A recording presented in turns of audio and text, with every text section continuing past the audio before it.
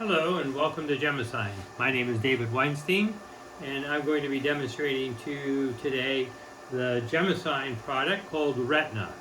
Retina is a gemological device that allows for the identification of gemstones. Not only gem identification as to what gemstone it is, but in some cases, depending on the information in the cloud's library, whether the stone is from a particular geographical origin and if the stone possibly has been treated in some way, heating or radiation, things like that.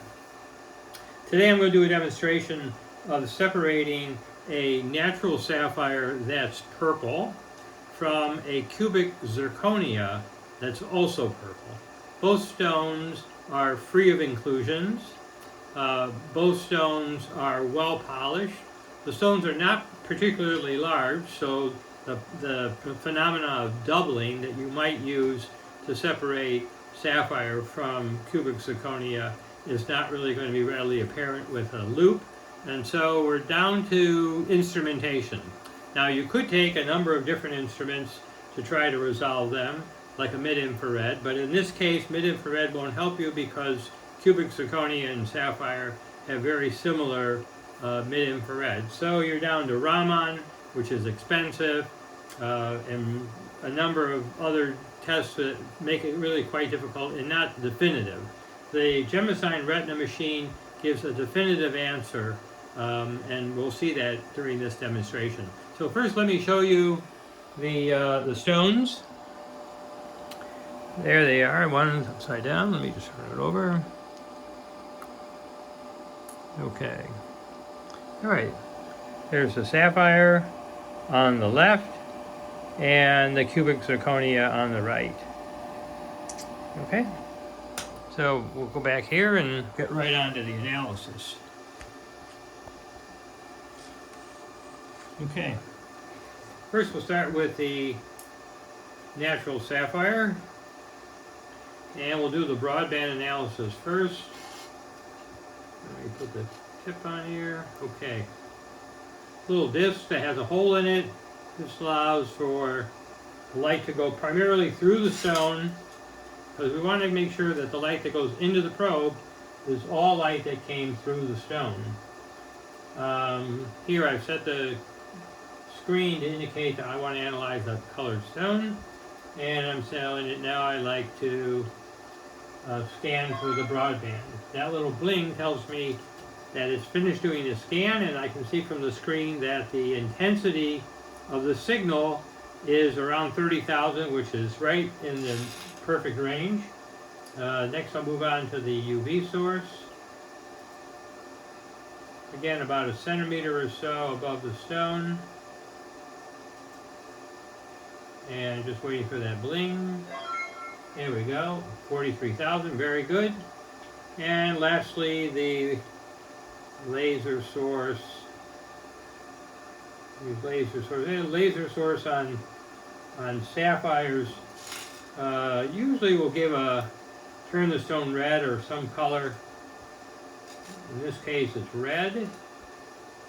Process of, I believe, referred to as photoluminescence. And now we can put in, and that little thud means it's either too high or too low of an intensity. That little bling tells me it was around 5,500. I'd like to get a little higher. Still about 5,500. Ah, perfect, 3,400. Okay. That is now, I have now all three spectra. And now it's going to be up to the algorithm, the curve matching algorithm, in order to tell me exactly what are these three light sources. What are they telling me about the idea of the stone? Okay, so this is, you can see the intensities here. There's my mouse. Okay, intensities of between 30 and 40,000. This is what the spectras look like. That's the broadband. Here is the UV. This is actually not leakage. even though it is a 507, and 507 normally is the marker for leakage. It turns out it's fine in this case. It's supposed to be there. And there's my Raman, or there's my laser peak. And so now we'll just ask the algorithm, the AI algorithm, to analyze these three spectra for the best match in the cloud. I mean, if the scenario would be sort of like if someone came into the jewelry store and had a stone to sell, and the man behind the counter looked at it and said, well, it's a beautiful purple stone, what is it? And the guy said, well, it's sapphire. Well, how would he know if it's really sapphire? Like I say, he may have a full laboratory of equipment in the back, or he might want to send it off to a major laboratory, in which case he might not have time to do that. And so he'd want to be able to do a quick analysis that he knew was going to be reliable. There's the answer, natural purple sapphire, perfectly correct. And if I wanted more information, I can click over here and see, yeah, in fact, purple sapphire were the first two choices at 93%, dropping all the way down to 86 for a synthetic orange sapphire. Again, the 93% is so far above the 86, so that's really a definitive answer as far as we're concerned. Bringing it back down here, now we can get on to doing the second stone, which is the cubic zirconia. Let me just make sure we got good positioning. Okay, that looks great. Okay, now the CZ. Okay, the CZ, while I'm here, well, let's go back, let's do it in the same order. Okay. Cover the laser back up. Put the tip on there. Okay, on the screen, I'm just going to close this extra results, and I'm going to clear everything, clear the boards, go back to scan the broadband, and there we go. A little low, 5,000. I'd like to get it to 20,000 if I can. As long as there's light coming through the stone, it shouldn't be of difficulty. All right, there's almost 11,000. Let me try one more.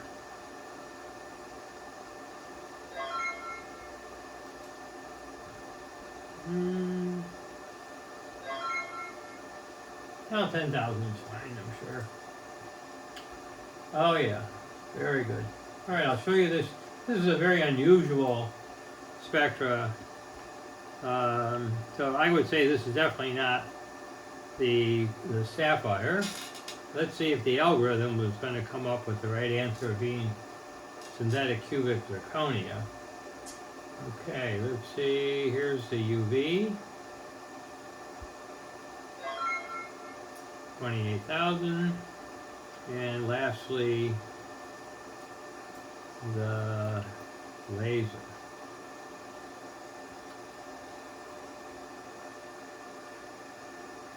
Yeah, laser doesn't look like it has much of a signal.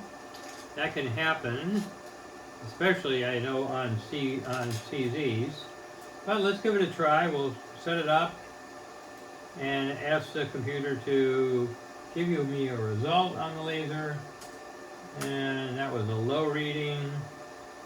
If it's too low, it'll just tell you too weak. In other words, it's got to get enough of the signal to the detector. Yeah, so 3 times is usually as much as I want to give it. I have a button on this computer screen that says that this stone does not have a laser signal. And the algorithm will just do the calculation based on the 2 light sources that I do have, the broadband and the UV. Okay, so let's take a quick look here and see what it is we got again.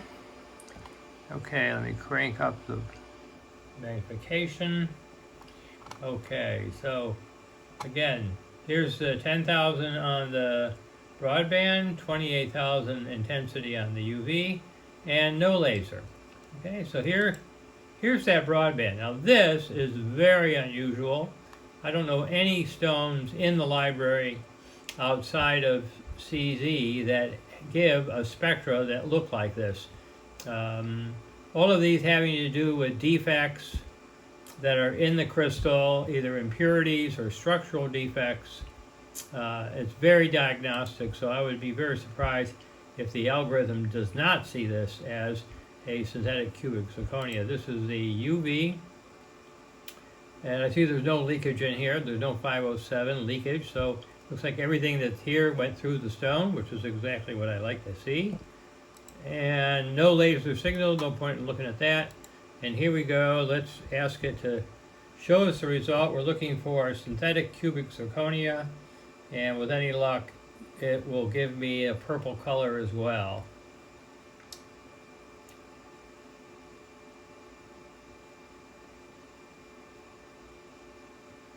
Ah, there it is. Synthetic cubic zirconia, light purple, which is 100% correct.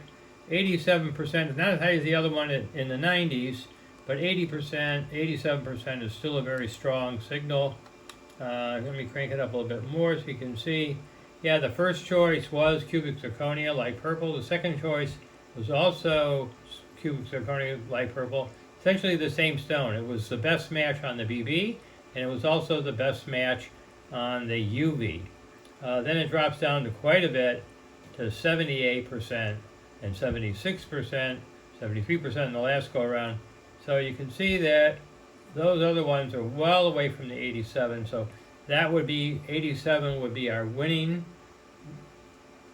strength, and that would tell the stone would be synthetic cubic zirconia, which is 100% correct. Okay, let me just dial it back down here and get ready for my closing remarks.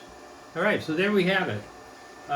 Successfully identified both natural sapphire, that's purple color, natural purple sapphire, and distinguished from a synthetic cubic zirconia.